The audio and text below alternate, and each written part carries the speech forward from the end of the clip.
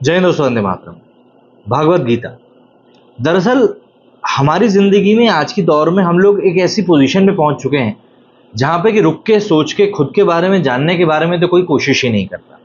ऐसे में कई बार क्या होता है कि हमारे जो लाइफ के रिश्ते होते हैं वो कुछ ज्यादा ही खराब होना शुरू हो जाते हैं।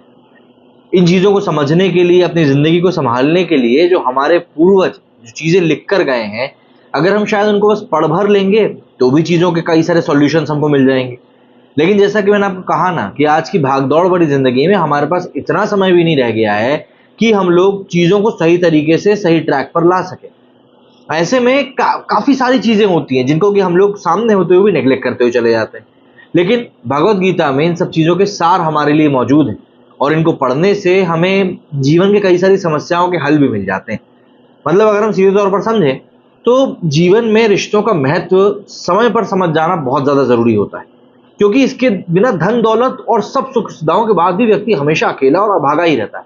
मतलब आप कहने को करोड़ों रुपए कमा लो, लेकिन आपके पास उन करोड़ों रुपयों की खुशी को बांटने के लिए यदि कोई नहीं है तो वो करोड़ रुपए भी आपके लिए कोई मायने नहीं रखेंगे।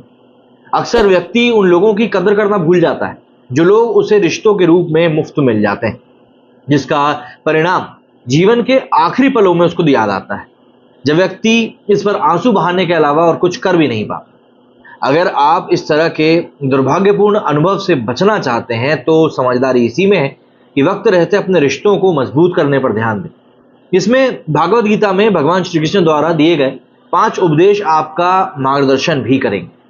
भगवत गीता में बताया गया है कि सच्चा ज्ञान आत्म साक्षात्कार से शुरू होता है, इसलिए जरूरी है कि हर व्यक्ति सबसे पहले खुद को गहरे स्तर पर समझे, क्योंकि किसी के साथ व्यक्ति एक स्वस्थ संबंध तभी बना सकता है जब वो खुद को इच्छाओं, भय, शक्तियों और कमजोरियों को समझता। मतलब अपने बारे में आपको एक एक चीज पता होनी चाहिए। यदि आपको आपके बारे में सब कुछ पता है तो सीधी सी बात है, आपने इस दुनिया में जिस शख्स के साथ सबसे ज्यादा रहने वाले हैं वो आप ही हैं, तो आपने उसी के बारे में सब कुछ जान लिया। वहीं गीता में वैराग्य को समझाते हुए श्री कृष्ण कहते हैं कि व्यक्ति सुख तभी भोग सकता है जब वो वैरागी हो जाए। इसका मतलब ये नहीं है कि वे अपने सारे नाते रिश्ते छोड़कर कहीं भाग जाए, बल्कि सबसे जुड़कर भी किसी का मोह ना रहे। वहीं अनासक्ति का अभ्यास करके रिश्तों पर निराशाओं और अपेक्षाओं के प्रभाव को कम भी किया जा सकता है, जो अलगाव के लिए जिम्मेदार होते हैं। गीता व्यक्ति के कर्तव्य को पूरा करने के महत्व पर जोर देती। रिश्तों के सब्जेक्ट में इसका मतलब माता पिता, भाई बहन, दोस्त जैसे विभिन्न भूमिकाओं में अपनी जिम्मेदारी को समझना और उन्हें पूरा करना भी। जब व्यक्ति अपने धर्म के अनुसार काम करता है तभी वो अपने रिश्तों में सकारात्मक योगदान देने में सफल हो पाता है और तालमेल भी बनाए रख पाता है। गीता में कर्मयोग को सबसे महत्वपूर्ण बताया गया है। इसके अनुसार व्यक्ति को फल की चिंता किए बिना निस्वार्थ भाव से अपने कर्तव्यों का पालन करना चाहिए। रिश्ते में इस सिद्धांत का अर्थ है बदले में कुछ भी पाने की उम्मीद किए बिना सिर्फ देने की भाव रखना। वो हम कहते हैं ना, नेकी कर दरिया में डाल, भूल जाओ कि तुमको क्या मिलेगा क्या नहीं मिलेगा, बस अच्छे कर्म कर।